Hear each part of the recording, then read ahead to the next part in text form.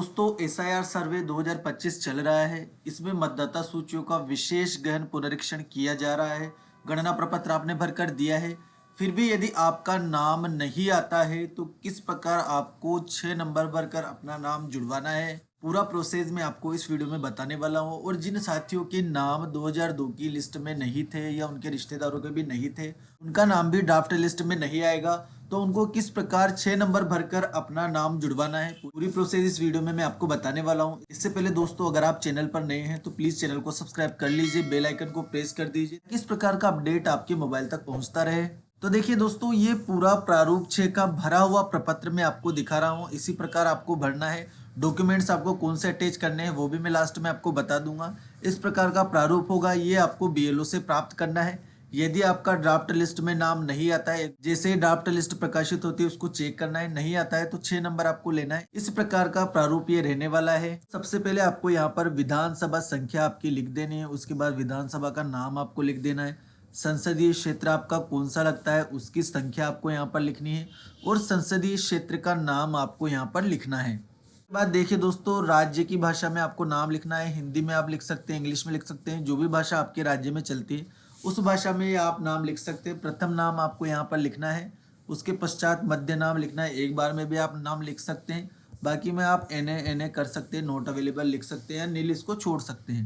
उसके अलावा यहाँ पर आपको आपका रंगीन फोटो चिपकाना है। फोटो की क्वालिटी आप देख लीजिए, सफ़ेद पृष्ठभूमि के साथ होना चाहिए, बैकग्राउंड पूरा सफ़ेद हो, 4.5 या 3.5 की साइज में होगा। नवीनतम फोटो आपको चिपकाना है। उपनाम यदि आपका कुछ है, नाम के पीछे कोई उपनाम यदि आप ऐड करते हैं तो उसको आप यहाँ पर लिख सकते हैं आईडी के अनुसार। उसके बाद आती है दोस्तों मेन प्रोसेस। यहाँ पर आपको कोई गलती नहीं करनी है। नाम अंग्रेजी के बड़े अक्षरों में लिखना है, कैपिटल लेटर्स में आपको नाम लिखना है। देख लीजिए जिस प्रकार मैंने लिख रखा है महेश, उसके बाद एक स्पेस देना है, और वर्मा यानी कि सरनेम आपको लगा देना है। उपनाम यदि है तो लिखिए, वरना नॉट अवेलेबल या खाली इसको आप छोड़ सकते हैं। बाद देखिए दूसरे नंबर का जो बिंदु है उसमें आएगा नातेदार में से किसी एक का नाम और उपनाम राज्य की भाषा में। हिंदी में आप इसको चाहे तो भर सकते हैं।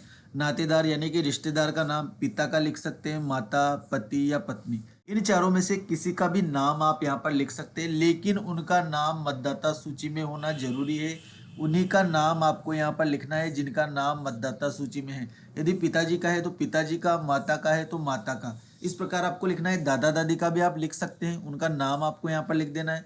जिसका नाम आप लिख रखे हैं उसके बॉक्स पर आपको निशान लगाना है। इसी तरह से नीचे उनका नाम आपको अंग्रेजी के कैपिटल लेटर्स में लिखना है। हाँ, आप हिंदी में लिख सकते हैं या उस राज्य की भाषा में लिख सकते हैं, लेकिन यहाँ आपको कैपिटल लेटर में अंग्रेजी में ही लिखना होगा। उसके बाद देखिए दोस्तों, स्वयं की मोबाइल संख्या यदि उपलब्ध हो, मोबाइल नंबर आपको नेसेसरी रूप से लिखने हैं। अपने मोबाइल नंबर लिखिए ओटीपी के द्वारा, ताकि आप इसको बाद में डाउनलोड भी कर सकते हैं। उसके बाद दूसरे रिश्तेदार के नंबर आप लिखना चाहते हैं तो वो नंबर आप लिख सकते हैं। स्वयं का ईमेल खाता, ईमेल आईडी आपको यहाँ पर लिख देनी। इस प्रकार से रिश्तेदार की लिखने की आवश्यकता नहीं है, लिखना चाहते हैं तो आप लिख सकते हैं, लेकिन मोबाइल नंबर आपको मैंडेटरी रूप से लिखने हैं। उसके बाद दूसरा पेज स्टार्ट होता है साथियों। यहाँ पर आपको आधार की डिटेल लिखनी है, आधार संख्या आपको यहाँ पर लिख देनी इस प्रकार से बॉक्सेज में। उसके बाद आधार संख्या आपके पास नहीं है तो इस वाले बॉक्स को क्रॉस कर देना है आपको कि मैं आधार प्रस्तुत नहीं कर सकता। जेंडर आपको यहाँ से सेलेक्ट करना है, पुरुष स्त्री का दिया गया है। इसके बाद डेट ऑफ बर्थ आपको लिखनी है यहाँ पर DDMMYY के फॉर्मेट में, यानी कि सबसे पहले तारीख लिखनी है, फिर महीने का नाम लिखना है, और फिर सन आपको इस प्रकार से लिख देना है।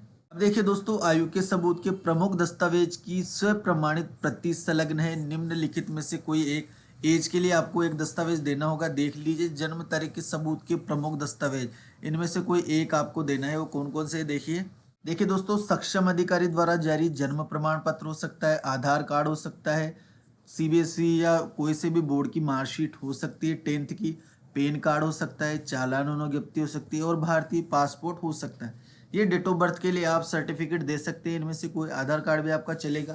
केवल डेट ऑफ बर्थ के लिए मैं बता रहा हूँ आपको ये सबूत। इसके अलावा दोस्तों, ये दस्तावेज आपके पास नहीं है तो जन्म तारीख के लिए कोई अन्य दस्तावेज भी आप दे सकते हैं, उसका नाम आपको यहाँ पर लिख देना है। इसके अलावा देखिए दोस्तों, अब आपको एड्रेस आपका पूरा लिखना होगा। सबसे पहले मकान संख्या आपको लिखनी है, नगर का नाम, गांव का नाम लिख देना है, पिन कोड, जिला, डाकघर कौन सा लगता है, तहसील कौन सी लगती है, इसके अलावा राज्य कौन सा है आपका, सभी आपको यहाँ पर फिलअप करना है। गली और मोहल्ले का नाम भी आपको यहाँ पर लिखना होगा। इस प्रकार पूरा एड्रेस आपको फिलअप कर देना है।